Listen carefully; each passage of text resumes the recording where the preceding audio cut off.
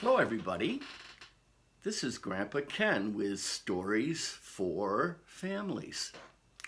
And today I'm going to tell you the second part of a story that I began last week about Fred the Fat Frog. Well, there was a girl named Sue, just to summarize what I told you last week. There was a girl named Sue who had a mom and a dad and two brothers, and they lived in a nice home, and they were a happy family.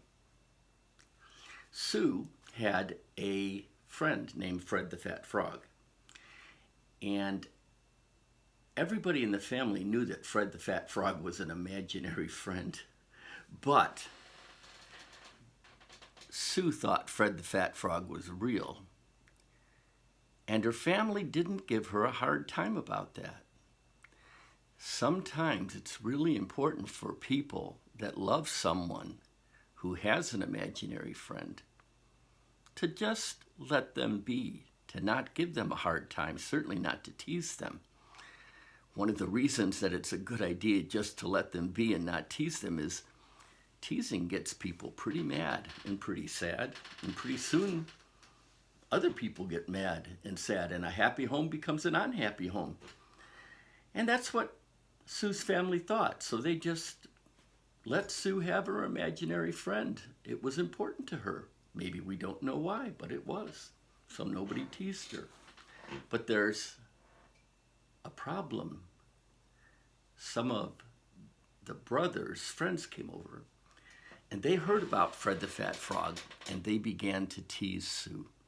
And pretty soon, Sue got mad and sad, and then everybody in the family got mad and sad, and things just weren't going very well in that family. So Dad asked Sue and her brothers to sit down and talk about this in the living room. And after they began their conversation, they heard a scream. Help! It was Sue's mother. She was upstairs in the bedroom, and she was pointing inside her closet at a pile of half-eaten big fat bugs in the closet.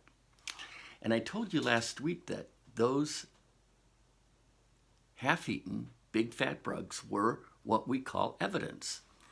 They were evidence that there might actually be a big fat frog named Fred who ate big fat bugs and left half of the bodies of those bugs piled up in the closet. Well, I'm going to tell you a new part of the story today. One of Sue's friends named Sally was also sad and mad that people were teasing her friend. So she decided to do something that I'm really not sure was such a good idea.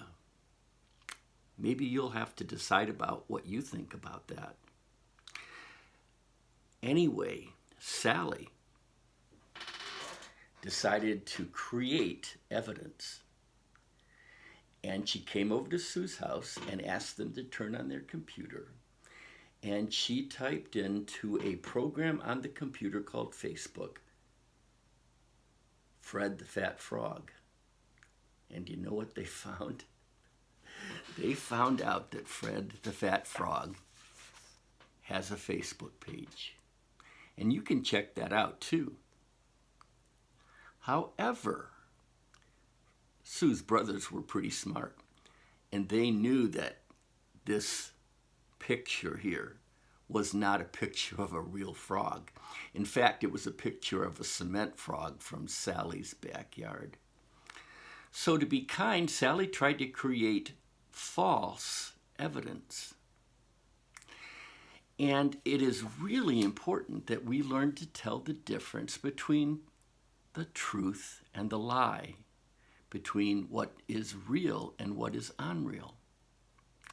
But sometimes it's hard because sometimes we don't have all the evidence, and sometimes someone makes up evidence, and sometimes someone lies about the evidence. And we have to learn how to figure things like that ourselves out so that we can learn the truth and then make good decisions based on the truth that we know. Boys and girls, this is really important. Just because something is on the computer or on the television does not mean that it's true. For example, let's say somebody wants to get your money by selling you an expensive toy. And they come on the television and they say, this is the greatest toy in the world. Every boy and every girl in America wants one. But what if that's not true? What if nobody wants that toy, but they've got lots of them and they have to sell and it'll be broken soon and they just want your money? How do we learn to tell the difference between a truth and a lie? That is a very important question. Now, I'm going to teach you about that right now. I'm going to show you a picture. You may not believe this picture. You may think it's not real, but think about it. What do you think this is? Look closer. What do you think this is? Do you think it could possibly be a real big fat frog? What do you think? How could you possibly tell? Is there any evidence in the picture that would help you know that this could be a real frog and not just a stuffed frog or a toy frog or a other kind of fake frog? Well, one part of the evidence is, if you look closely, you can see the hands of a man holding the frog, which suggests the possibility that what we've got here is a picture of a really, really big and fat frog. Whether his name is Fred, we don't know anything about that yet.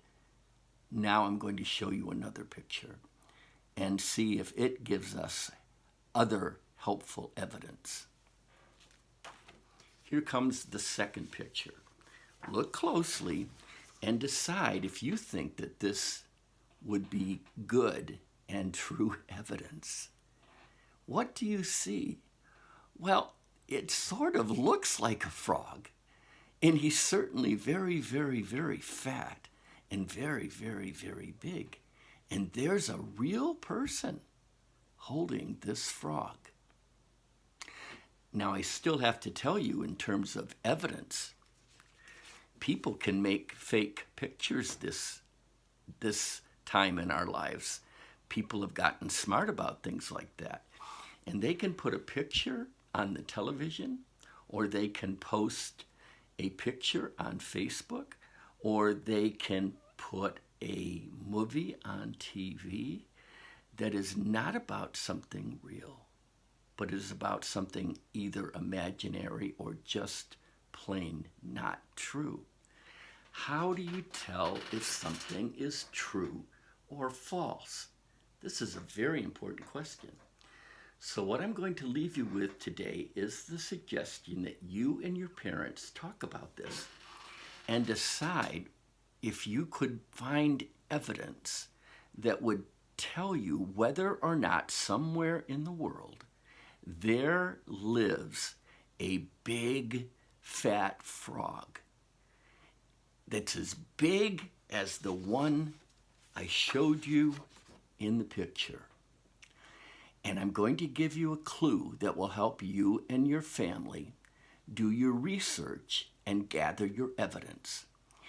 You can look for, on your computer or in an encyclopedia or wherever else you want to do your research, you can look up the word Goliath, Goliath.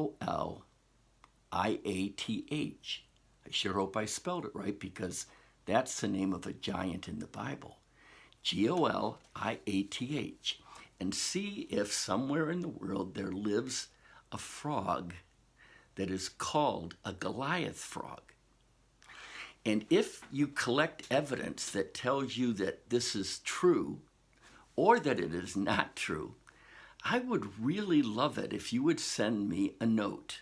Your parents can help you do this. and tell me what you found out and what kind of evidence you found.